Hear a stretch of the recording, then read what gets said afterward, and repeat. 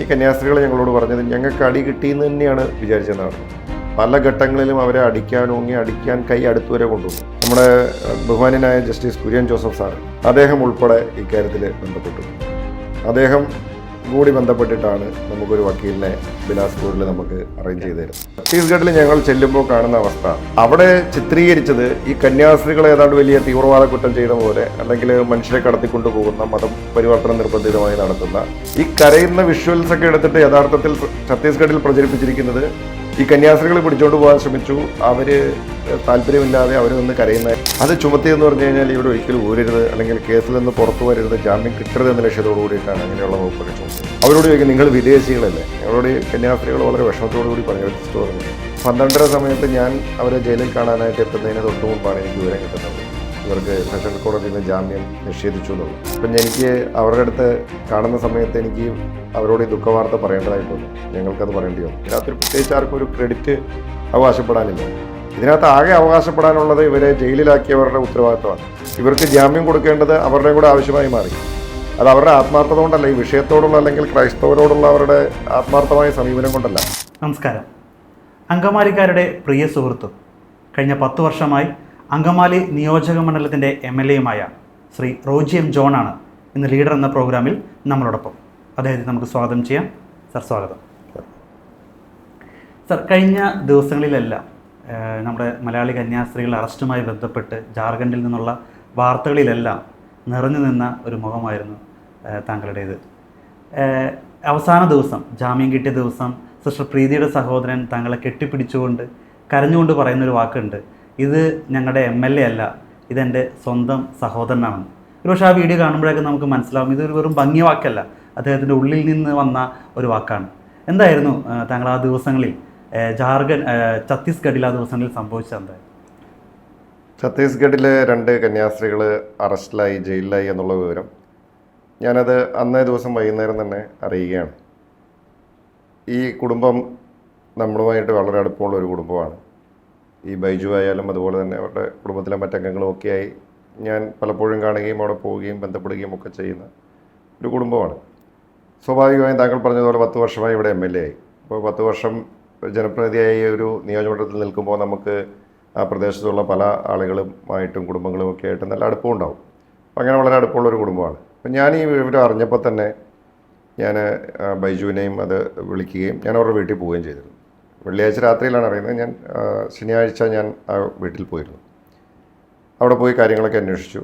അപ്പോൾ നമുക്ക് കൂടുതൽ വിവരങ്ങളൊന്നും ലഭ്യമായിരുന്നില്ല. ഇങ്ങനെ അറസ്റ്റ് ചെയ്തു, 2 പേര് ജയിലിലാക്കപ്പെട്ടു എന്നുള്ള മാത്രം വിവരം നമുക്ക് ലഭ്യമായിട്ടുള്ളൂ.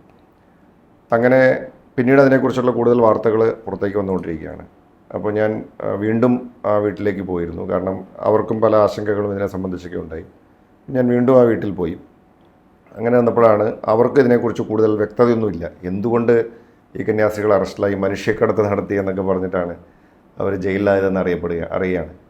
അപ്പോൾ അവർക്ക് വലിയ ആശങ്കയുണ്ടായി. അപ്പോൾ എൻ്റെ മനസ്സിൽ തോന്നി, ഞാനും അവിടെ വിളിച്ചു കഴിഞ്ഞപ്പോഴൊന്നും നമുക്കും കൃത്യമായ വിവരങ്ങളൊന്നും കിട്ടുന്നില്ല. അപ്പോൾ എനിക്ക് തോന്നി നമ്മളവിടെ ഒന്ന് പോകണം, കാര്യങ്ങൾ അന്വേഷിക്കണം എന്നെനിക്ക് തോന്നിയാണ് അതിൻ്റെ അടിസ്ഥാനത്തിൽ ഞാൻ നേരെ ഛത്തീസ്ഗഡിലേക്ക് പോകുന്നത്. അവിടെ ചെന്ന് കഴിഞ്ഞപ്പോഴാണ്, അവിടെ ഈ കന്യാസ്ത്രീകളെ നമ്മൾ നേരിട്ട് കാണാൻ ശ്രമിച്ചപ്പോഴാണ് നമുക്ക് വിഷയത്തിൻ്റെ ഒരു ഗൗരവം മനസ്സിലാവുന്നത്.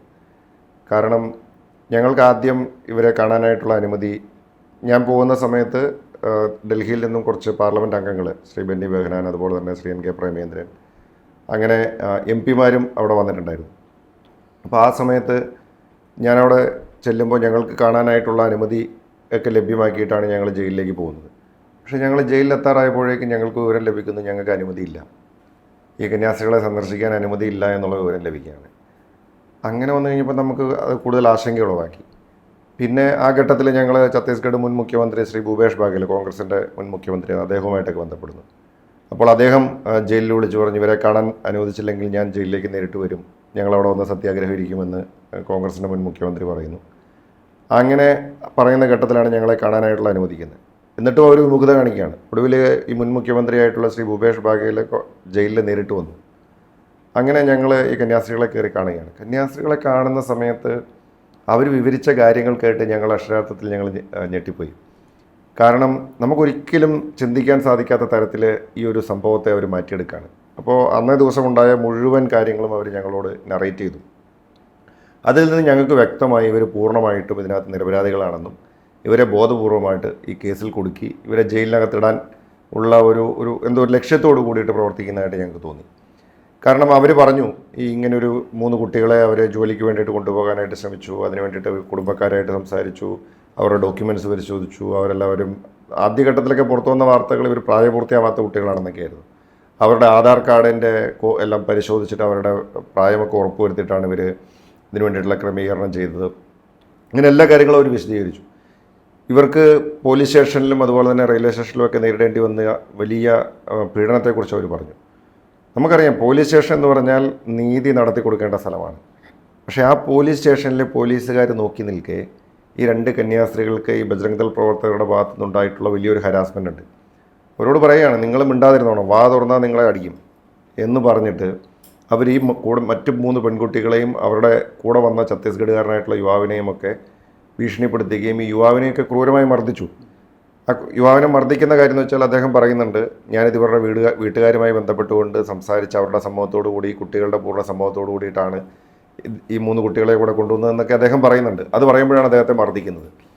അങ്ങനെ ഇതെല്ലാം സമൂഹ മാധ്യമങ്ങളിലൊക്കെ പരത്തി ഇത് വലിയൊരു വിവാദമാക്കി. ഛത്തീസ്ഗഡിൽ ഞങ്ങൾ ചെല്ലുമ്പോൾ കാണുന്ന അവസ്ഥ, അവിടെ ചിത്രീകരിച്ചത് ഈ കന്യാസ്ത്രീകളെ ഏതാണ്ട് വലിയ തീവ്രവാദ കുറ്റം ചെയ്ത പോലെ, അല്ലെങ്കിൽ മനുഷ്യരെ കടത്തിക്കൊണ്ടുപോകുന്ന മതം പരിവർത്തനം നിർബന്ധിതമായി നടത്തുന്ന ഒരു വലിയ കൊടും കുറ്റവാളികളായിട്ടുള്ള 2 ആളുകൾ. അവരെ പിടികൂടി ജയിലിലാക്കുന്നതിന് നേതൃത്വം കൊടുത്ത ബജ്രംഗ് ദളുകാർ ഏതാണ്ട് വലിയ വീരകൃത്യം ചെയ്തു എന്ന നിലയിലാണ് അവിടെ ചിത്രീകരിക്കപ്പെട്ടിരിക്കുന്നത്. ഛത്തീസ്ഗഡിൽ മുഴുവനും വ്യാപകമായി സമൂഹ മാധ്യമങ്ങളിലൊക്കെ പ്രചരിപ്പിച്ചത്. അതായത് ഈ കുട്ടികൾ ബജ്രംഗ് ദളുകാർ ഭീഷണിപ്പെടുത്തുമ്പോൾ അവർ കരയുന്നുണ്ട്. കാരണം പെൺകുട്ടികളാണ്, സ്വാഭാവികമായും ട്രൈബൽ മേഖലയിൽ നിന്നൊക്കെ വരുന്നവരാണ്, അവർക്ക് അങ്ങനെ വലിയ പരിചയമൊന്നുള്ള ആളുകളല്ല. അപ്പോൾ കുറേയധികം ആളുകൾ വന്ന് പോലീസ് സ്റ്റേഷനിൽ വന്ന് ഇവരെ ഭീഷണിപ്പെടുത്തി ഇവർ കരയുമൊക്കെ ചെയ്യുമ്പോൾ ഈ കരയുന്ന വിഷ്വൽസ് ഒക്കെ എടുത്തിട്ട് യഥാർത്ഥത്തിൽ ഛത്തീസ്ഗഡിൽ പ്രചരിപ്പിച്ചിരിക്കുന്നത് ഈ കന്യാസ്ത്രീകൾ പിടിച്ചോണ്ട് പോകാൻ ശ്രമിച്ചു, അവർ താല്പര്യമില്ലാതെ അവർ നിന്ന് കരയുന്നതായിട്ടാണ്. അപ്പോൾ എങ്ങനെയാണ് നമുക്കിത് ട്വിസ്റ്റ് ചെയ്തതെന്നുള്ളതാണ്. അപ്പോൾ ആ നിലയിലാണ് ഇതിനെ മൊത്തത്തിൽ അവിടെ ട്വിസ്റ്റ് ചെയ്തത്. അപ്പോൾ കന്യാസ്ത്രീകൾ വലിയ കൊടും കുറ്റവാളികളായിട്ടുള്ള ആളുകളെന്ന നിലയിലൊക്കെ ചിത്രീകരിച്ച് വെച്ചിരിക്കുന്നത്. അവരോട് ചോദിക്കും, നിങ്ങൾ വിദേശികളല്ലേ? ഞങ്ങളോട് കന്യാസ്ത്രീകൾ വളരെ വിഷമത്തോടു കൂടി പറഞ്ഞു, ഒരു സിസ്റ്റർ പറഞ്ഞാണ്, നിങ്ങൾ വിദേശികളല്ലേ, നിങ്ങൾ എന്തിനാണ് ഇവിടെ വന്നത് എന്നൊക്കെ ഒരാളോട്, നമ്മുടെ രാജ്യത്ത് ജീവിക്കുന്ന നമ്മുടെ രാജ്യത്തെ ഒരു പൗരനോട്. മാത്രമല്ല ഇവരൊക്കെ ഛത്തീസ്ഗഡിലൊക്കെ നിരവധി കാലം വർക്ക് ചെയ്യുകയും അതും ആദിവാസി മേഖലയിലൊക്കെ സേവനമനുഷ്ഠിക്കുകയും ഒക്കെ ചെയ്തിട്ടുള്ള വളരെ നിസ്വാർത്ഥമായി പ്രവർത്തിച്ചിട്ടുള്ള സിസ്റ്റേഴ്സാണ്. ഇപ്പം അവർക്ക് ഈ നിലയിൽ ഭീഷണിപ്പെടുത്തലും അതുപോലെ തന്നെ ആരോപണങ്ങൾ വരുമ്പോൾ അവർ മാനസികമായിട്ട് തളർന്നു പോകുമല്ലോ സ്വാഭാവികമായും. അപ്പോൾ അങ്ങനെ നിൽക്കുന്ന ഒരു അവസ്ഥയിലാണ് ഞങ്ങൾ അവിടെ ചെല്ലുന്നത്. ഛത്തീസ്ഗഡിലെ പല മാധ്യമപ്രവർത്തകരും ഞങ്ങളോട് ചോദിക്കുന്നു, കാരണം അവരൊക്കെ ധരിച്ചു വെച്ചിരിക്കുന്നതാണ്, അവരൊക്കെ ചോദിക്കുന്നത് നിങ്ങൾ ഈ മനുഷ്യക്കടത്തുകാരെ സഹായിക്കാൻ വന്നവരാണോ എന്നാണ് ചോദിക്കുന്നത്. മലയാളത്തിൽ കേരള മീഡിയയെ സംബന്ധിച്ച് വേറൊരു ഇമ്പ്രഷനായിരുന്നു, പക്ഷേ ഛത്തീസ്ഗഡ് മീഡിയനെ സംബന്ധിച്ച് പൂർണ്ണമായും നേരെ വിരുദ്ധമായിട്ടുള്ളൊരു ഇമ്പ്രഷനായിരുന്നു. അപ്പോൾ അങ്ങനെ ഒരു ഘട്ടത്തിൽ നമുക്ക് മനസ്സിലായി ഇവിടെ ഒരു നീതി നിഷേധമുണ്ട്, ഇവർ അന്യായമായിട്ട് പാർപ്പിക്കപ്പെട്ടിരിക്കുക. നമ്മൾ അവരോട് സംസാരിക്കുമ്പോൾ തന്നെ നമുക്ക് മനസ്സിലാവും ഇവർ ഒരു തെറ്റും തെറ്റ് ചെയ്തിട്ടില്ല എന്ന് മാത്രമല്ല, അവരങ്ങനെ ഒരു കാര്യത്തെക്കുറിച്ച് ചിന്തിക്കുക പോലും ചെയ്തിട്ടില്ല. അവർ മനസ്സിൽ പോലും വിചാരിക്കാത്ത കാര്യത്തെ സംബന്ധിച്ച് അവർ വലിയ കുറ്റവാളികളായി ചിത്രീകരിക്കപ്പെടുകയും അതിൻ്റെ അടിസ്ഥാനത്തിൽ ജയിലിലടയ്ക്കപ്പെടുകയും ചെയ്യാന്ന് വെച്ച് കഴിഞ്ഞാൽ വലിയൊരു അന്യായമല്ലേ. അപ്പോൾ ഞങ്ങൾക്ക് തോന്നി, അപ്പം അവിടെ നിന്ന് കണ്ട് പോകാനായിരുന്നു പ്ലാൻ. എന്താണ് കാര്യങ്ങൾ അന്വേഷിച്ച് നമുക്ക് അവരെ സന്ദർശിച്ച് നമുക്ക് തിരിച്ചു പോരണം എന്നുള്ളതായിരുന്നു. അങ്ങനെ കരുതിയാണ് ഇവിടുന്ന് പോകുന്നത്. അപ്പോൾ പോകുന്ന ഘട്ടത്തിൽ ഞാൻ ഇദ്ദേഹത്തിൻ്റെ സഹോദരനും ഈ ഒരു സിസ്റ്റർ പ്രീതി മേരിയുടെ സഹോദരൻ ബൈജുവും ഞങ്ങളുടെ കൂടെ ഉണ്ടായിരുന്നു. അദ്ദേഹത്തിൻ്റെ ഒരു സുഹൃത്തും സുധീഷ് എന്ന് പറയുന്ന ഒരു സുഹൃത്തും വന്നു. അപ്പോൾ ഞങ്ങൾ ഒരുമിച്ചാണ് ജയിലിൽ പോകുന്നതും ഈ കാര്യങ്ങളൊക്കെ കാണുന്നതുമൊക്കെ. അപ്പോൾ ഞങ്ങൾക്ക് ഞങ്ങളുടെ ആശങ്ക കൂടി, കാരണം ഇത് കേസ് ലളിതമല്ലെന്നും ഇത് കുറേ കൂടി സങ്കീർണമാണെന്നും നമ്മൾ ഒരു കൃത്യമായ ഇടപെടൽ ഉണ്ടായിട്ടില്ലെങ്കിൽ ഇവർ മാസങ്ങളോളം ചിലപ്പോൾ ജയിലിൽ കിടക്കേണ്ട സാഹചര്യം ഉണ്ടാവും എന്നുള്ള ബോധ്യം നമുക്കുണ്ടായി. അങ്ങനെയാണ് ഞാൻ തീരുമാനിച്ചത്, അങ്ങനെയാണെങ്കിൽ ഇനി ഇവരെ കണ്ടങ്ങനെ നമ്മൾ പോയാൽ പോരാ, നമുക്ക് എന്തെങ്കിലും ചെയ്യണമെന്നുള്ള അടിസ്ഥാനത്തിൽ ഞാൻ MP-മാരെയൊക്കെ തിരിച്ചു പോകാനുള്ള പ്ലാനായിരുന്നു. ഞാൻ പറഞ്ഞു, ഞാനുമായിട്ട് സംസാരിച്ചു. അപ്പോൾ ഞാൻ പറഞ്ഞു, ഞാൻ നിൽക്കാം, എന്തായാലും ഇതിൻ്റെ ഒരു കാര്യത്തിന് എന്താ നടപടി എന്താണെന്ന് നോക്കട്ടെ എന്ന് പറഞ്ഞ് അങ്ങനെ അവിടെ നിൽക്കുകയാണ് ഉണ്ടായത്. പിന്നീട് അങ്ങോട്ട് ഇതിൻ്റെ ഓരോ ഘട്ടങ്ങൾ കടന്നുപോയി. നമുക്ക് ഓരോ സാഹചര്യത്തിലും ഇപ്പോൾ മജിസ്ട്രേറ്റ് കോടതിയിൽ നിന്ന് ജാമ്യം നിഷേധിക്കപ്പെട്ടു. അതിനുശേഷം സെഷൻസ് കോടതിയിൽ പോയി. സെഷൻസ് കോടതിയിലൊക്കെ പോകുന്ന സമയത്ത് അപ്പോൾ അതിനിടയ്ക്ക് BJP ജാമ്യം കൊടുക്കുന്നത് ചൊവ്വാഴ്ചയാണ്, ആദ്യം മൂവ് ചെയ്യുന്നത് ചൊവ്വാഴ്ചയാണ്. ആ സമയത്ത് സാർ അവിടെ ഉണ്ട്. അപ്പോൾ അന്ന് അന്ന് ജാമ്യം കിട്ടുമെന്ന് പ്രതീക്ഷയുണ്ട്. അന്ന് നമുക്ക് കിട്ടുമെന്ന് ചെറിയ പ്രതീക്ഷ ഉണ്ടായിരുന്നു. പക്ഷേ മജിസ്ട്രേറ്റ് കോടതി ആയതുകൊണ്ട് തന്നെ നമുക്ക് സംശയമുണ്ട്. കാരണം ഇവിടെ കുറ്റം ചുമത്തപ്പെട്ടിരിക്കുന്നത് മനുഷ്യക്കടത്തൊക്കെയാണ്. എന്ന് വെച്ചാൽ 10 വർഷത്തിന് മേൽ തടവ് ശിക്ഷ ലഭിക്കാവുന്ന അതീവ ഗുരുതരമായിട്ടുള്ള വകുപ്പുകളൊക്കെയാണ് ചുമത്തിയിരിക്കുന്നത്. അത് ചുമത്തിയെന്ന് പറഞ്ഞു കഴിഞ്ഞാൽ ഇവർ ഒരിക്കലും ഊരരുത്, അല്ലെങ്കിൽ കേസിൽ നിന്ന് പുറത്തു വരരുത്, ജാമ്യം കിട്ടരുത് എന്ന ലക്ഷ്യത്തോടു കൂടിയിട്ടാണ് അങ്ങനെയുള്ള വകുപ്പൊക്കെ ചുമത്തിയത്. അങ്ങനെ പിന്നീട് നമ്മൾ സെഷൻസ് കോടതിയിൽ പോവാൻ, അപ്പോൾ 2 ദിവസം കൂടെ കഴിഞ്ഞിട്ടാണ് സെഷൻസ് കോടതിയിൽ ഇത് വരുന്നത്. അപ്പോൾ സെഷൻസ് കോടതിയിലേക്ക് പോകുന്നപ്പോൾ ആ സമയത്ത് BJPയുടെ ചില നേതാക്കളൊക്കെ അവിടെ എത്തിച്ചേർന്നിട്ടുണ്ട്. അപ്പോൾ അവരും പലരെയൊക്കെ കണ്ടു, മുഖ്യമന്ത്രിനെ കണ്ടു, ഞങ്ങൾ മുഖ്യമന്ത്രിനെ കണ്ടു. മുഖ്യമന്ത്രിനെ കണ്ടപ്പം അദ്ദേഹത്തിൻ്റെ സമീപനമൊന്നും ഒട്ടും പോസിറ്റീവായിരുന്നില്ല, വളരെ വിരുദ്ധമായിരുന്നു. ഈ ഛത്തീസ്ഗഡിലെ മീഡിയയും പോലീസും പറയുന്ന അതേ വാക്യങ്ങളും അതേ നറേറ്റീവാണ് മുഖ്യമന്ത്രിയൊക്കെ പറയുന്നത്. അദ്ദേഹം മാധ്യമങ്ങൾക്ക് കൊടുത്തിരുന്ന രീതിയിൽ തന്നെയായിരുന്നു. അദ്ദേഹം മാധ്യമങ്ങൾക്ക് കൊടുത്തതും ഇവർ കുറ്റക്കാരാണ് എന്നുള്ള നിലയിലാണ്. ബജറംഗ് ദളുകാരെ ന്യായീകരിച്ചുകൊണ്ടാണ് അദ്ദേഹം കൊടുത്തത്. അപ്പോൾ നമുക്ക് മനസ്സിലായി ഇത് ഭരണകൂടം പൂർണ്ണമായും എതിരാണ്, പോലീസ് എതിരാണ്. അങ്ങനെ ഒടുവിൽ ഇത് നമ്മൾ എല്ലാവരുമായിട്ട് നമ്മൾ സെഷൻസ് കോടതിയിൽ പോകുന്നു. സെഷൻസ് കോടതിയിൽ നമുക്ക് പ്രതീക്ഷയുണ്ടായി. കാരണം നമുക്കറിയാം ഇത് കെട്ടിച്ചമച്ച കേസാണ്, ഇതിനകത്ത് തെളിവുകളൊന്നുമില്ല. ഇവർ ഈ പറഞ്ഞ കാര്യങ്ങളൊന്നും, ഒന്ന് ഈ പെൺകുട്ടികൾ മൈനറാണെന്ന് പറഞ്ഞത് അത് സത്യമല്ല, 2 ഇവരുടെ സമ്മതം ഇല്ലാതെയാണ്, അത് സത്യമല്ല. അപ്പോൾ പിന്നെ മതപരിവർത്തനം എന്ന് പറഞ്ഞു. ഇവർ നേരത്തെ തന്നെ ഇവർ ക്രൈസ്തവ വിശ്വാസികളായിട്ടുള്ള ആളുകളാണ്. അപ്പോൾ ഈ പറഞ്ഞ 3 ആരോപണങ്ങളും ഒന്നും സത്യമല്ല. അപ്പോൾ ഞങ്ങൾക്ക് ജാമ്യം കിട്ടുമെന്നുള്ള പ്രതീക്ഷയുണ്ടായിരുന്നു. പക്ഷേ BJPയുടെ ചില നേതാക്കളൊക്കെ പ്രഖ്യാപനം നടത്തി, ജാമ്യം കിട്ടും, സർക്കാർ എതിർക്കില്ല, പ്രോസിക്യൂഷൻ ഇതിനെ എതിർക്കില്ല, പ്രോസിക്യൂഷൻ അനുകൂലിക്കും, അപ്പോൾ സെഷൻസ് കോടതിയിൽ ജാമ്യം കിട്ടും, പുറത്തിറങ്ങും എന്നൊക്കെയായിരുന്നു. നമ്മളെന്തായാലും അതിന് വേണ്ടിയിട്ടുള്ള ശ്രമം തുടങ്ങി. പക്ഷേ സെഷൻസ് കോടതിയിൽ നേരെ ഘടകവിരുദ്ധമായിട്ടാണ് ഞങ്ങളവിടെ കാണുന്നത്. സെഷൻസ് കോടതി കൂടുന്ന അന്ന് രാവിലെ ബജ്രംഗ് ദൾ പ്രവർത്തകർ, ഈ അതിക്രമത്തിന് നേതൃത്വം കൊടുത്ത ബജ്രംഗ് ദൾ പ്രവർത്തകർ, ജ്യോതി ശർമ്മ എന്ന് പറയുന്ന അവരുടെ ഒരു നേതാവുണ്ട്. അവർ നിരവധി കേസുകളിൽ പ്രതിയാണ്. അവർക്ക് അറസ്റ്റ് വാറൻ്റുള്ള അബ്സ്കോണ്ടിങ് ആയിട്ടുള്ള ഒരാളാണ്. പോലീസിൻ്റെ കണക്കിൽ അബ്സ്കോണ്ടിങ് ആണ്, എന്ന് വെച്ചാൽ പിടികിട്ടാപ്പുള്ളിയാണ്. അവരാണ് ഈ പോലീസ് സ്റ്റേഷനിൽ അതിക്രമം നടത്തിയതും. അവരുടെ നേതൃത്വത്തിൽ തന്നെ കോടതി കോമ്പൗണ്ടിൽ വന്ന് അവർ വലിയ മുദ്രാവാക്യം വിളിക്കുന്നു, അവർ വലിയ സമരം നടത്തുന്നു, ഇവർക്ക് ജാമ്യം കൊടുക്കരുത് എന്നൊക്കെ പറഞ്ഞ് കോടതിയെ ഉൾപ്പെടെ സമ്മർദ്ദത്തിലാക്കുന്നു. പ്രോസിക്യൂഷൻ വളരെ വിചിത്രമായിട്ടുള്ള വാദം വയ്ക്കുന്നു, ഇത് മനുഷ്യക്കടത്തുണ്ട്, ഇത് NIA അന്വേഷിക്കേണ്ട കേസാണ് എന്ന് പറയുന്നു. അങ്ങനെ ഈ കേസ് ഒരു വാദം പോലും, നമ്മുടെ ഭാഗത്തു നിന്നുള്ളൊരു വാദം പോലും കേൾക്കാതെ കേസ് അപ്പം തന്നെ തള്ളിക്കളയുന്ന ഒരു സാഹചര്യം NIA കോടതിയിലേക്ക് റെഫർ ചെയ്യണം. വലിയ സങ്കീർണമായ ഒരു സിറ്റുവേഷനാണത്. ഒരിക്കലും ഇത് NIA കോടതിയുടെ പരിഗണനയിൽ വരേണ്ട ഒരു കേസായിരുന്നില്ല. മാത്രമല്ല NIA കേസെടുക്കണമെങ്കിൽ അതിൻ്റേതായിട്ടുള്ളൊരു നടപടിക്രമമുണ്ട്. അപ്പോൾ ആ നടപടിക്രമം ഒന്നും പാലിക്കാതെ NIA കേസാണെന്ന് പറയുമ്പോൾ ഉണ്ടാകാവുന്ന ഒരു പ്രായോഗികമായിട്ടുള്ള ബുദ്ധിമുട്ടുണ്ട്, സാങ്കേതികമായിട്ടും നിയമപരമായിട്ടും ഉള്ള പല പ്രശ്നങ്ങളുമുണ്ട്. അപ്പോൾ നമുക്ക് മനസ്സിലായി, നമുക്ക് ഇങ്ങനെ പോയാൽ ഇത് വീണ്ടും NIA കോടതിയിലേക്ക് വിട്ടിരിക്കുന്നത് ഇവരുടെ റിമാൻഡ് കാലാവധി നീട്ടിക്കൊണ്ടു പോകാനാണ്. കാരണം കേസിൻ്റെ മെറിറ്റിലേക്ക് പോയാൽ, ഇതിൻ്റെ തെളിവുകൾ പരിശോധിച്ചാൽ ഇവർ നിരപരാധികളാണെന്നുള്ള എല്ലാവർക്കും മനസ്സിലാവും. കേസ് വിചാരണ ഘട്ടത്തിലേക്ക് പോയി കഴിഞ്ഞാൽ ഇവരെ ഒരു കോടതിക്ക് ശിക്ഷിക്കാനുള്ള യാതൊരു വകുപ്പുമില്ല, ഒരു തെളിവുമില്ല. പിന്നെ ആകെ ചെയ്യാവുന്നത് റിമാൻഡ് കാലാവധി നീട്ടിക്കൊണ്ടു പോയാൽ അത്രയും ദിവസം ഇവരെ ജയിലിലിടാന്നുള്ളതാണ്. എന്തായാലും ഞങ്ങൾ പിന്നെ NIA കോടതിയും അതുപോലെ നമ്മുടെ മുമ്പിൽ 2 ഓപ്ഷനാണ്. ഒന്നെങ്കിൽ NIA കോടതിയെ സമീപിക്കുക, അല്ലെങ്കിൽ ഹൈക്കോടതിയെ നേരിട്ട് സമീപിക്കുക. അപ്പോൾ അത് രണ്ടും ബിലാസ്പൂരിലാണ്. ബിലാസ്പൂർ എന്ന് പറയുന്നത് ഈ ദുർഗിൽ നിന്നും ഏതാണ്ട് ഒരു 150-200 കിലോമീറ്ററോളം ഉണ്ട്. അപ്പോൾ ഞങ്ങൾ പിന്നെ പലരുമായിട്ട് കൂടിയാലോചിച്ചതിന് ശേഷം നമ്മൾ ഇതുവരെ പറയാത്തൊരു കാര്യം കൂടിയുണ്ട് ഇതിനകത്ത്. ഞാനിപ്പം ഇനിയിപ്പോൾ പറയുന്നതിന് കുഴപ്പമുണ്ടെന്ന് തോന്നുന്നില്ല. നമ്മുടെ ബഹുമാന്യനായ ജസ്റ്റിസ് കുര്യൻ ജോസഫ് സാറ്, അദ്ദേഹം ഉൾപ്പെടെ ഇക്കാര്യത്തിൽ ബന്ധപ്പെട്ടു. അദ്ദേഹം കൂടി ബന്ധപ്പെട്ടിട്ടാണ് നമുക്കൊരു വക്കീലിനെ ബിലാസ്പൂരിൽ നമുക്ക് അറേഞ്ച് ചെയ്ത് തരുന്നത്. അദ്ദേഹം ഈ സിസ്റ്റേഴ്സും അതുപോലെ വക്കീലിനെ അറേഞ്ച് ചെയ്തത് ആരാണ്? അദ്ദേഹം ആണ് ഈ വക്കീലിനെ റെഫർ ചെയ്തത്. രണ്ടാമത് ഇത് നമ്മളെവിടെയും പുറത്തു പറയാത്തൊരു കാര്യമാണ്. ഞാനതിപ്പോൾ പറയുന്നത് വെച്ച് കഴിഞ്ഞാൽ ഇനിയിപ്പോൾ ആ കേസ് അവർക്ക് ജാമ്യം കിട്ടിയെന്നുള്ളത് കൊണ്ടാണ്. അദ്ദേഹത്തിൻ്റെ പരിചയത്തിലുള്ള ആരോ വഴി സംസാരിച്ച് ഒരു സീനിയർ അഭിഭാഷകനെ നമുക്ക് റെഫർ ചെയ്യുകയും അദ്ദേഹത്തിൻ്റെ നമ്പരൊക്കെ നമുക്ക് നൽകി.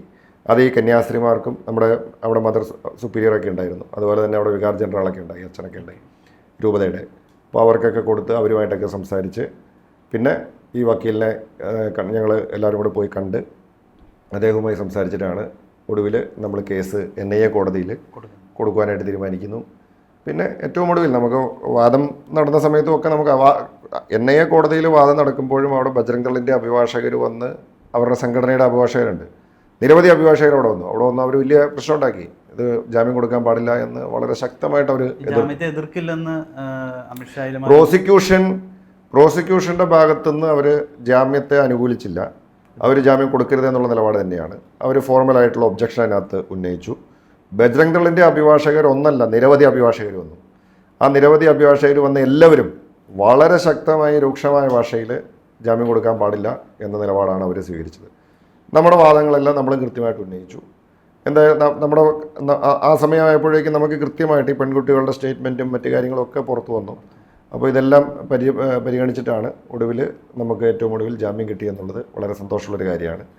അപ്പോൾ നമ്മളെല്ലാവരും എത്രയോ ദിവസമായിട്ട് കാത്തു നിന്ന ഒന്നായിരുന്നു.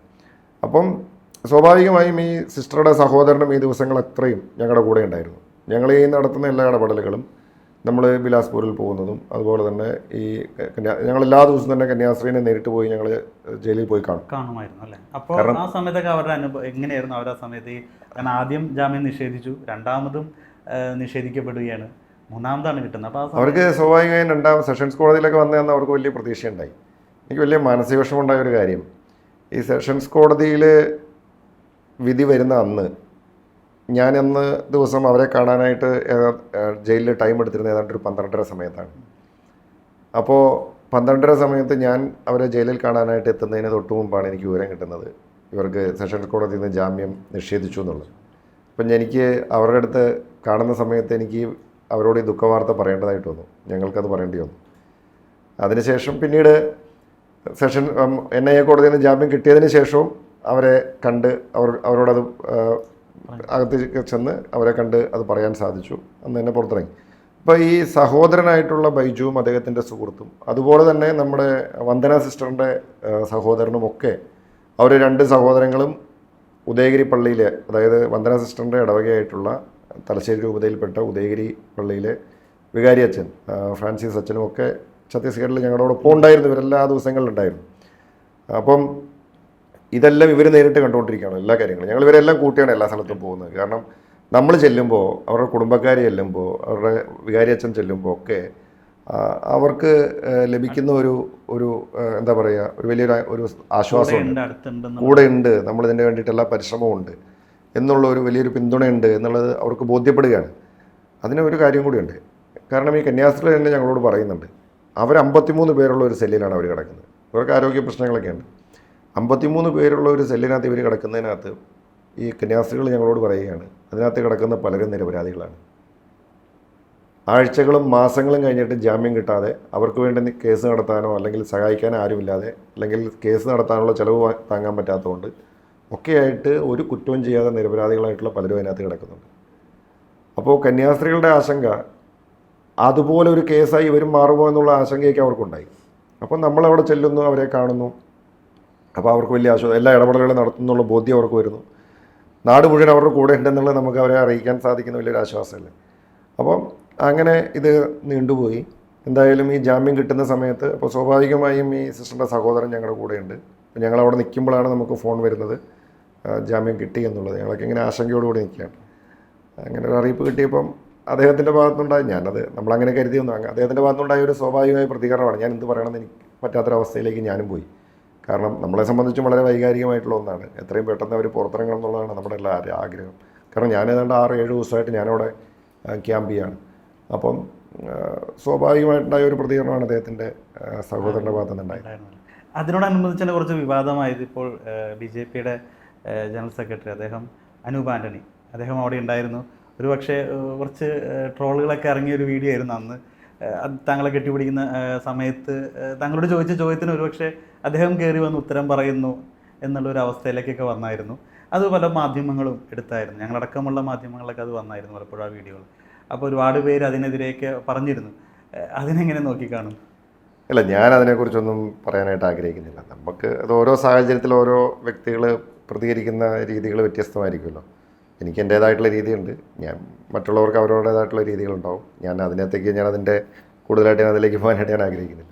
ഇതിൽ ഇപ്പോൾ 3 പാർട്ടി, ഇപ്പോൾ CPM-ൻ്റെ അല്ലെങ്കിൽ ഇടതുപക്ഷത്തിൻ്റെ അംഗങ്ങൾ അവിടെ ഉണ്ടായിരുന്നു, കോൺഗ്രസിൻ്റെ അല്ലെങ്കിൽ UDF-ൻ്റെ അംഗങ്ങൾ അവിടെ ഉണ്ടായിരുന്നു, അതോടൊപ്പം തന്നെ BJPയുടെ ഈ അനൂപ് ആൻ്റണി അദ്ദേഹമടക്കം അവിടെ ഉണ്ടായിരുന്നു. അവസാന ദിവസം രാജീവ് ചന്ദ്രശേഖർ, അവരെല്ലാവരും, അങ്ങനെ 3 പാർട്ടിക്കാരും അവിടെ ഉണ്ടായിരുന്നു. പക്ഷേ ഇതിന് ശേഷം പിന്നെ ഒരു ക്രെഡിറ്റ് എടുക്കുന്ന രീതിയിലേക്ക് ഞങ്ങളാണ്, അങ്ങനെ പല രീതിയിലേക്കുള്ള കാഴ്ചയാണ് ഇപ്പോൾ കൂടി നമ്മൾ കണ്ടുകൊണ്ടിരിക്കുന്നത്. കന്യാസ്ത്രീമാരുടെ മോചനത്തിൽ ഞങ്ങളാണ് എന്ന് പറയുന്നത്. താങ്കൾ അവിടെ ഉണ്ടായിരുന്നു, 7 ദിവസം അവിടെ ഉണ്ടായിരുന്നു, അതുമായി ബന്ധപ്പെട്ട എല്ലാ പ്രവർത്തനങ്ങളും അറിയായിരുന്നു. എങ്ങനെയാണ് അതിനെക്കുറിച്ച് പറയാനുള്ളത്? അല്ല, ഞാനിത് അന്നേ ദിവസം തന്നെ എൻ്റെ അടുത്ത് മാധ്യമപ്രവർത്തകർ ചോദിച്ചു ഇതിൻ്റെ ക്രെഡിറ്റ് ആർക്കാണെന്ന്. ഞാൻ പറഞ്ഞു ഇതൊരു ക്രെഡിറ്റ് എടുക്കാൻ വേണ്ടി ഇതൊരു ഗുസ്തി മത്സരമൊന്നും അല്ലല്ലോ. ഇത് ഒരു അന്യായമായി 2 കന്യാസ്ത്രീകൾ, സഭാവസ്ത്രം അണിഞ്ഞ 2 നമ്മുടെ സിസ്റ്റേഴ്സ് ജയിലിൽ കിടക്കുന്നു. അവരുടെ നീതിക്ക് വേണ്ടിയിട്ടുള്ള ഒരു പരിശ്രമമാണ്. അപ്പോൾ അതിലെ ഒടുവിൽ നമുക്ക് വിജയം കണ്ടെത്താൻ കഴിഞ്ഞു. അത് 9 ദിവസം ജയിലിൽ കിടക്കുക എന്ന് വെച്ചാൽ ചെറിയ കാര്യമല്ല. ഞാൻ ജയിലിൽ കിടന്നിട്ടുള്ള ആളാണ്. നമുക്കതിൻ്റെ ഒരു പ്രയാസം എത്രത്തോളം ഉണ്ടെന്ന് നമുക്കറിയാം. നമ്മളൊക്കെ പിന്നെ രാഷ്ട്രീയ പൊളിറ്റിക്കൽ കേസുകൾ സമരത്തിൽ പങ്കെടുത്തിട്ടാണ് ജയിലിൽ കിടക്കുന്നത്. അപ്പോൾ അത് നമ്മളൊരു എന്താ പറയുന്നത്, നമ്മൾ വളരെ അഭിമാനത്തോടു കൂടിയാണ് നമ്മളത് ജയിലിൽ കിടക്കുന്നത്. പക്ഷേ എന്നാൽ പോലുള്ള ബുദ്ധിമുട്ട് നമ്മൾ അനുഭവിച്ചിട്ടുണ്ട് ജയിലിൽ കിടക്കുമ്പോൾ. എന്നാൽ ഇത് ഒരു തെറ്റും ചെയ്യാത്ത ആളുകൾ മനുഷ്യക്കടത്തും നിർബന്ധിത മതപരിവർത്തനവും ഈ നിലയിലുള്ള കുറ്റങ്ങൾ ചുമത്തപ്പെട്ട് ജയിലിൽ കിടക്കുമെന്ന് പറയുമ്പോൾ അവരനുഭവിക്കുന്ന ഒരു മാനസിക വിഷമം നമുക്കറിയാൻ സാധിക്കും. അപ്പോൾ അവരുടെ നീതിക്ക് വേണ്ടിയിട്ടുള്ളൊരു പരിശ്രമമാണ്. അതിനകത്ത് അതിന് പരിശ്രമിച്ച പലരും ഉണ്ടാവും. ഇത് ഒടുവിൽ നമുക്ക് കോടതിയിൽ നിന്ന് അതിന് നമുക്ക് ജാമ്യം കിട്ടുന്നു. അതിനകത്തൊരു ആരുടെയെങ്കിലും ഒരു നേട്ടമെന്നോ അല്ലെങ്കിൽ ആരുടെയെങ്കിലും ഒരു കോട്ടെന്നോ ഒന്നും ഞാൻ അതിനെ കാണാൻ ഉദ്ദേശിക്കുന്നില്ല. ഇത് സത്യത്തിൻ്റെ വിജയമാണ്. അപ്പോൾ എന്നോട് ചോദിച്ചു, ഞാൻ പറഞ്ഞു ഇതിൻ്റെ ക്രെഡിറ്റ് ആർക്കാണ്? ഞാൻ പറഞ്ഞു ഇതിൻ്റെ ക്രെഡിറ്റ് നമ്മുടെ സത്യത്തിൻ്റെ നീതിക്കും നമ്മുടെ ഭരണഘടനയുടെയും ക്രെഡിറ്റ് ആണല്ലോ. അല്ലാണ്ട് അതിനകത്ത് നമുക്ക് നമുക്കാർക്കും അതിനകത്ത് പ്രത്യേകിച്ച് ഒരു ക്രെഡിറ്റിൻ്റെ കാര്യമില്ല. എന്നോട് അന്ന് ചോദിച്ചപ്പോഴും ഞാനത് പറഞ്ഞു. ഇപ്പോഴും എൻ്റെ തോന്നൽ അത് തന്നെയാണ്. ഇതിനകത്തൊരു പ്രത്യേകിച്ച് ആർക്കും ഒരു ക്രെഡിറ്റ് അവകാശപ്പെടാനില്ല.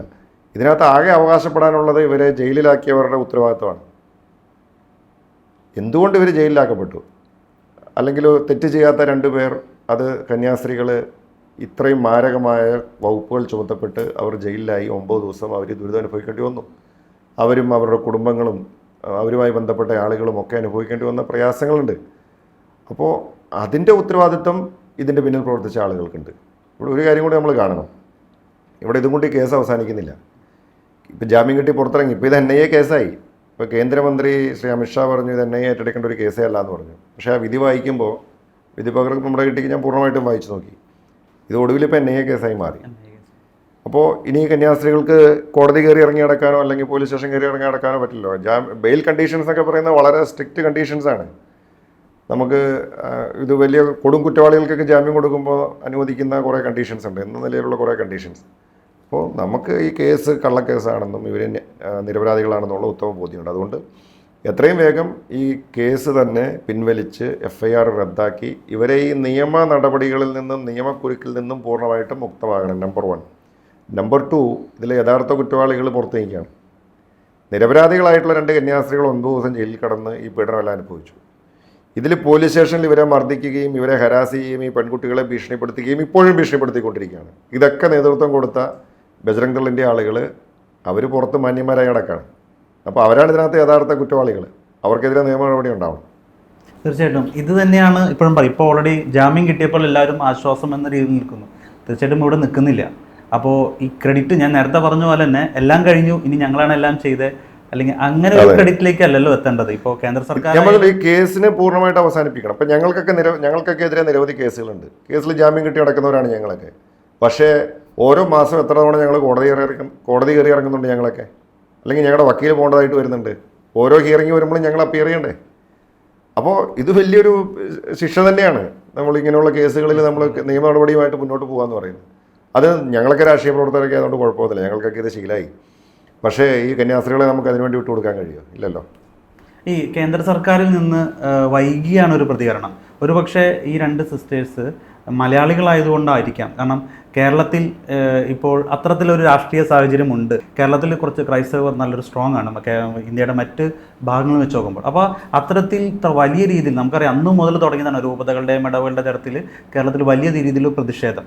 ഈ പ്രതിഷേധത്തിൽ നിക്കക്കളിയില്ലാതെ പെട്ടെന്ന് ഒരു ജാമ്യത്തിലേക്ക് അവസാനം. എന്നാലും ഈ 9 ദിവസം നീണ്ടത് അതൊരു പക്ഷേ കേന്ദ്ര സർക്കാർ ഇതിലൊന്ന് പ്രതികരിക്കാൻ, ഇപ്പോൾ അമിത്ഷാ ആയാലും പ്രധാനമന്ത്രി ഒന്ന് പ്രതികരിക്കാൻ ഒരുപാട് വൈകി എന്ന് തോന്നുന്നുണ്ടോ? അല്ല, തീർച്ചയായിട്ടും. ഞാൻ മനസ്സിലാക്കിയ ഒരു കാര്യം ഞാൻ പറഞ്ഞല്ലോ, നേരത്തെ സൂചിപ്പിച്ചു. ഈ കന്യാസ്ത്രീകൾ ജയിലിനകത്തുള്ള പല ആളുകളുടെയും കാര്യം പറഞ്ഞു. നിരവധി ആളുകൾ ഛത്തീസ്ഗഡിലെ വിവിധ ജയിലുകളിൽ കുറ്റമൊന്നും ചെയ്യാതെ ഇതുപോലെ റിമാൻഡ് ചെയ്യപ്പെട്ട് നിരവധി ദിവസങ്ങളും മാസങ്ങളുമായിട്ട് കഴിയുന്നവരുണ്ട്. ഞങ്ങളവിടെ ചെന്നപ്പോൾ ഞങ്ങൾ മനസ്സിലാക്കിയ ഒരു കാര്യം, അവിടെ തന്നെ ഉണ്ടായിരുന്ന ഒരു വൈദികനെ ഏകദേശം ഏതാണ്ട് എനിക്ക് തോന്നുന്നു 60-70 ദിവസം ജയിലിലിട്ടു. അദ്ദേഹത്തിന് നേരെ ചുമത്തി ഇത് പോക്സോ കേസാണ്. ജാമ്യം കിട്ടാൻ വേണ്ടി ഏതാണ്ട് 60-70 ദിവസത്തോളം എടുത്തു. അപ്പോൾ ആ അവസ്ഥ ഇവർക്കുണ്ടാകുമെന്നായിരുന്നു അവിടെ പലരും ആശങ്കപ്പെട്ടത്. എന്തുകൊണ്ട് ഇവിടെ ഇത് ഇപ്പോൾ ഈ 9 ദിവസം കൊണ്ട് ഇവർക്ക് പുറത്തു വരാൻ പറ്റിയെന്ന് വെച്ചാൽ ഇത് കേരളത്തിൽ ഇത് വലിയൊരു പ്രശ്നമായി വരികയും രാഷ്ട്രീയ നേതാക്കന്മാരും എല്ലാവരും ഇതുമായി ബന്ധപ്പെടുകയും അവിടെ ഇതിന് വലിയ മാധ്യമ ശ്രദ്ധ കിട്ടുകയും സഭയുടെ ഭാഗത്തുനിന്ന് വലിയ പ്രതികരണങ്ങൾ ഉണ്ടാവുകയും പ്രക്ഷോഭങ്ങൾ ഉണ്ടാവുകയും സമരങ്ങൾ ഉണ്ടാവുകയും ഒക്കെ ചെയ്ത് ഏറ്റവും ഒടുവിൽ കേന്ദ്ര സർക്കാരും അല്ലെങ്കിൽ BJPയും ഒക്കെ ഇതിനകത്ത് എങ്ങനെയെങ്കിലും ഇനി ഇവരെ പുറത്തിറക്കിയാൽ മതി, അവരിത് ഇതിനകത്തു നിന്ന് രക്ഷപ്പെടാൻ വേണ്ടി, അല്ലെങ്കിൽ ഇവർക്ക് ജാമ്യം കൊടുക്കേണ്ടത് അവരുടെയും കൂടെ ആവശ്യമായി മാറി. അത് അവരുടെ ആത്മാർത്ഥത കൊണ്ടല്ല, ഈ വിഷയത്തോടുള്ള അല്ലെങ്കിൽ ക്രൈസ്തവരോടുള്ള അവരുടെ ആത്മാർത്ഥമായ സമീപനം കൊണ്ടല്ല. അവരത് ഇവിടുത്തെ സാഹചര്യത്തിൽ അവരതിന് നിർബന്ധിതരായതാണ്. അപ്പോൾ ഇവിടുത്തെ പ്രശ്നം എന്ന് വെച്ചാൽ ഇങ്ങനെ ഒരു സംഭവം ഇത്തരത്തിൽ ഇതിനൊരു അറ്റൻഷൻ കിട്ടിയില്ലായിരുന്നുവെങ്കിൽ ഒരുപക്ഷെ അവരിപ്പോഴും ജയിലിൽ കിടന്നതിന് ഇത് ആരും അറിയില്ല, ആരും അന്വേഷിക്കില്ല. അങ്ങനെ അവിടെ ജയിലിൽ കിടക്കുന്ന നിരവധി ആളുകളുണ്ട്. അതിലൊരു കേസായി ഇതും മാറിയേനെ. അപ്പോൾ അതുകൊണ്ട് പൊതുസമൂഹത്തിൻ്റെ ഭാഗത്തുനിന്നുണ്ടായ, സഭയുടെ ഭാഗത്തുനിന്നുണ്ടായ ഒരു വലിയ ഒരു എന്താ പറയുന്നത് ഒരു പിന്തുണ, അത് ഈ കേസിന് ഇത്രയും 9 ദിവസം കൊണ്ടെങ്കിലും നീതി ലഭിക്കുന്നതിന് കാരണമായിട്ടുണ്ട്. കേന്ദ്ര സർക്കാരിൻ്റെ കാര്യം ചോദിച്ചു. നമുക്ക് കേരളത്തിൽ നിന്ന് 2 കേന്ദ്രമന്ത്രിമാരുണ്ടല്ലോ, അവരൊന്നും ഈ കേസുമായി ഒന്ന് ഒരു ചെറുവിരലനക്കാനായിട്ട് അവർ തയ്യാറായില്ല. എന്ന് മാത്രമല്ല അവർക്ക് ആ കന്യാസ്ത്രീകൾക്ക് അനുകൂലമായിട്ടൊരു പ്രസ്താവന പോലും കൊടുക്കാനായിട്ട് അവർ തയ്യാറായില്ല. മാത്രം ഇനി മറ്റൊരു കാര്യം കൂടിയുണ്ട്. ഞാൻ വടക്കേ ഇന്ത്യയിലൊക്കെ പല സ്ഥലങ്ങളിലും ജീവിക്കുകയും പ്രവർത്തിക്കുകയൊക്കെ ചെയ്തിട്ടുള്ള ആളാണ്. കേരളത്തിലെ ക്രൈസ്തവ സഭയ്ക്കുള്ള ഒരു സ്വാധീനവും അല്ലെങ്കിൽ ഇവിടെ നമുക്ക് ലഭിക്കുന്ന ഒരു പ്രവർത്തന സ്വാതന്ത്ര്യവും അവകാശമൊന്നും ഈ വടക്കേ ഇന്ത്യയിലേക്ക് ചെന്നാലൊന്നുമില്ല. അവിടെയൊക്കെ ക്രൈസ്തവർ മിഷൻ പ്രവർത്തനം നടത്തുന്നവരൊക്കെ ഭയപ്പാടിലാണ് പല സ്ഥലങ്ങളിലും.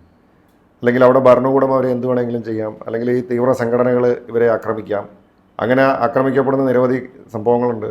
കഴിഞ്ഞ ഏതാനും നാളുകൾക്ക് മുമ്പാണ് ഒഡീഷയിൽ 2 വൈദികർ ആക്രമിക്കപ്പെട്ടത്, ക്രൂരമായി മർദ്ദിക്കപ്പെട്ടവർ. 90 വയസ്സുള്ള ഒരു അച്ഛനെ കയ്യും കാലും കെട്ടിയിട്ട് വായിൽ തുണി തിരികിയിട്ടാണ് ക്രൂരമായി മർദ്ദിച്ചത്. ഒടുവിൽ ആ അച്ഛൻ നമ്മുടെ എറണാകുളത്ത് വന്നിട്ടാണ് അവിടെ ചികിത്സ തേടിയത്. ഫാദർ സ്റ്റാൻസ്വാമിയുടെ അവസ്ഥ നമുക്കറിയാം. അങ്ങനെ എത്രയോ കേസുകൾ നമുക്ക് പറയാൻ സാധിക്കും. ഉത്തർപ്രദേശിൽ, മധ്യപ്രദേശിൽ, ഛത്തീസ്ഗഡിൽ, ഒഡീഷയിൽ, ഈ സംസ്ഥാനങ്ങളിലൊക്കെ ഉണ്ടാവുന്ന നിരന്തരമായ കേസുകളുണ്ട്. അപ്പം പീഡനങ്ങളുണ്ട്. അപ്പോൾ ആ പീഡനങ്ങളൊക്കെ അനുഭവിച്ചാണ് അവിടെ സഭ പ്രവർത്തിക്കുന്നത്, അവിടെ മിഷൻ പ്രവർത്തനം നടക്കുന്നത്, അവിടെ വിദ്യാഭ്യാസ സ്ഥാപനങ്ങളും അതുപോലെ തന്നെ ആശുപത്രികളും പല സംവിധാനങ്ങളൊക്കെ അവിടെ പ്രവർത്തിക്കുന്നത്. കേരളത്തിലെ സ്ഥിതി വ്യത്യസ്തമാണ്. പക്ഷേ കേരളത്തിൽ നിന്നും ഇങ്ങനൊരു പ്രതികരണം ഉണ്ടായപ്പോൾ സ്വാഭാവികമായും അതിന് ലഭിച്ച ഒരു വലിയ അറ്റൻഷനുണ്ട്. ഇത് നാഷണൽ അറ്റൻഷനിലേക്ക് വന്നു. ഒടുവിൽ ഇതിനകത്ത് കേന്ദ്ര സർക്കാരും ഈ പറയുന്ന BJPയുടെ നേതാക്കളും ഒക്കെ ഇതിനകത്ത് ഇടപെടാൻ നിർബന്ധിതരാകുകയായിരുന്നു. കേരളത്തിന് പുറത്തുനിന്നുള്ള 2 സന്യസ്തരാണ് ഇതുപോലെ ജയിലിലാവുന്നെങ്കിൽ ഒരുപക്ഷെ അവരിപ്പോഴും പുറത്തു വരില്ലായിരുന്നു അല്ലേ? നിരവധി ആളുകൾ ഇപ്പോഴും ജയിലിൽ കിടക്കുന്നുണ്ട്. ചിലപ്പം ഞാൻ പറഞ്ഞില്ല അങ്ങനെ. ഇനി നമ്മളത് ഞാനിപ്പോൾ അവിടെ ചെന്നപ്പോൾ ഈ കന്യാസ്ത്രീകൾ പറഞ്ഞപ്പോഴാണ് നമുക്കത് മനസ്സിലായത്. അവരുടെ കൂട്ടത്തിൽ തന്നെ ജയിലിൽ കിടക്കുന്ന ആളുകളുണ്ടായിരുന്നു എന്നാണ് പറഞ്ഞത്. ഈ അത്തരത്തിൽ ഇപ്പോൾ ഈ BJPയുടെ ഭരണമുള്ള ചില സംസ്ഥാനങ്ങളിൽ ഇപ്പോൾ ഈ ബജ്രംഗ് ദൾ പോലുള്ള ഹിന്ദു തീവ്രവാദ സംഘടനകൾ അവർ ശരിക്കും നിയമം കയ്യിലെടുത്തുകൊണ്ട് അല്ലെങ്കിൽ ഭരണഘടന അവർ തീരുമാനിക്കുന്നത് എന്ന തലത്തിലേക്കുള്ള ഒരു പ്രവർത്തനം ശരിക്കില്ലേ? ഈ കേസിൽ തന്നെ ഞാൻ പറഞ്ഞല്ലോ, ഈ ബജ്രംഗ് ദളിൻ്റെ നേതാക്കന്മാർക്കെതിരെ കേസെടുക്കേണ്ടതാണ്. ഞങ്ങളിത് മുഖ്യമന്ത്രിയോട് ആവശ്യപ്പെട്ടു. മുഖ്യമന്ത്രിയെ ഞങ്ങൾ MP-മാരും ഞാനും കണ്ടപ്പോൾ ഈ ജ്യോതി ശർമ്മയ്ക്കെതിരെ കേസെടുക്കണമെന്ന് ആവശ്യപ്പെട്ടു. അദ്ദേഹം പറഞ്ഞു അത് ഞങ്ങൾ അന്വേഷിച്ച് ആവശ്യമായ നടപടി സ്വീകരിക്കാമെന്നാണ് പറഞ്ഞത്. എന്നുവെച്ചാൽ ഒഴിവാക്കിവിടെ ഇതുവരെ എടുത്തിട്ടില്ല. ഈ പെൺകുട്ടികളിപ്പോൾ പരാതി കൊടുത്തിട്ട് പോലും ആ പെൺകുട്ടികളുടെ കുടുംബങ്ങളെ ഭീഷണിപ്പെടുത്തിക്കൊണ്ടിരിക്കുകയാണ്. അപ്പോൾ ഭരണത്തിൻ്റെ സ്വാധീനം ഉപയോഗിച്ചുകൊണ്ട് ഇത്തരത്തിലുള്ള തീവ്ര വർഗീയ സംഘടനകൾ അവർ സ്വൈര്യവിഹാരം നടത്തുന്നു എന്നുള്ളതാണ്. എനിക്ക് തോന്നുന്നു ഈ വീഡിയോ ദൃശ്യങ്ങളിലടക്കം ഈ ജ്യോതി ശർമ്മ പോലീസ് സ്റ്റേഷനകത്ത് കയറി സിസ്റ്റേഴ്സിനെയും പറഞ്ഞ ഒരു കൂടെ ഉണ്ടായിരുന്ന അത് അടിക്കാൻ കൈവങ്ങുന്ന രീതിയിൽ അദ്ദേഹത്തിന് കൂടെ ഉണ്ടായിരുന്ന സുക്മാൻ എന്ന് പറയുന്ന ഛത്തീസ്ഗഡുകാരനായിട്ടുള്ള യുവാവിനെ ക്രൂരമായി മർദ്ദിച്ചു. ഈ ജ്യോതി ശർമ്മ അവരുടെ കൂടെ ഉണ്ടായിരുന്ന ആളുകൾ. ഈ കന്യാസ്ത്രീകൾ ഞങ്ങളോട് പറഞ്ഞത് ഞങ്ങൾക്ക് അടി കിട്ടിയെന്ന് തന്നെയാണ് വിചാരിച്ചതെന്ന് പറഞ്ഞത്. പല ഘട്ടങ്ങളിലും അവരെ അടിക്കാൻ കൈ അടുത്തുവരെ കൊണ്ടുവന്നു. ദൈവത്തോട് പ്രാർത്ഥിച്ചുകൊണ്ടിരുന്നു. എന്തോ ഭാഗ്യം കൊണ്ട്, ദൈവാനുഗ്രഹം കൊണ്ട് ഞങ്ങൾക്ക് അടി കിട്ടിയില്ല. പക്ഷേ അവർ നടത്തിയ ഒരു ഹരാസ്മെൻ്റ് ഉണ്ട്, അല്ലെങ്കിൽ അവരുപയോഗിച്ച വാക്കുകളുണ്ട്. അവരുപയോഗിച്ച വാക്ക് ഞങ്ങളോട് പറയാൻ അവർക്ക് സാധിക്കില്ല എന്നാണ് ഈ സിസ്റ്റേഴ്സ് ഞങ്ങളോട് പറഞ്ഞത്. അപ്പം അവർക്കെതിരെ കേസെടുക്കണ്ടല്ലേ? അവരിപ്പോഴും സ്വതന്ത്രമായിട്ട് നടക്കുകയാണ്. തീർച്ചയായിട്ടും എനിക്ക് തോന്നുന്നു രണ്ട് സന്യസ്തർ, അങ്ങയുടെ മണ്ഡലത്തിലുള്ള ആളെന്നതിനൊക്കെ ഉപരി രണ്ട് സന്യസ്തർ ഇതുപോലുള്ള ആക്രമണത്തിന് അല്ലെങ്കിൽ ആൾക്കൂട്ട വിചാരണയ്ക്കൊക്കെ വിധേയമായപ്പോൾ തങ്ങൾ അവിടെ എത്തി അവർക്കൊരു ആശ്വാസം നൽകി എന്നത് വലിയൊരു കാര്യമാണ്. തീർച്ചയായിട്ടും ക്രൈസ്തവ സമൂഹത്തിന് മുഴുവൻ അങ്ങനെ ഒരു പ്രതീക്ഷയുണ്ട്. കാരണം ഇതുപോലുള്ള ആക്രമണങ്ങളില്ല, കേരളത്തിന് പുറത്തായാലും എവിടെയായാലും നമുക്ക് ചെയ്യാൻ ചിലത് സാധിക്കും. അല്ലെങ്കിൽ എത്രയൊക്കെ ഭരണഘടന ആരൊക്കെ കയ്യിലെടുത്താലും വിശ്വാസത്തിലൂടെ അല്ലെങ്കിൽ ജനങ്ങൾക്ക് ഒന്നിച്ച് നിന്നാൽ പലതും ചെയ്യാൻ സാധിക്കുമെന്നത് ഒരു വലിയൊരു തെളിവാണ് ഈ ഒരു സന്യസ്തരുടെ ആക്രമണവും സന്യസ്തരുടെ അറസ്റ്റും തുടർന്നുള്ള അവർക്ക് ലഭിച്ച ജാമ്യവുമെല്ലാം.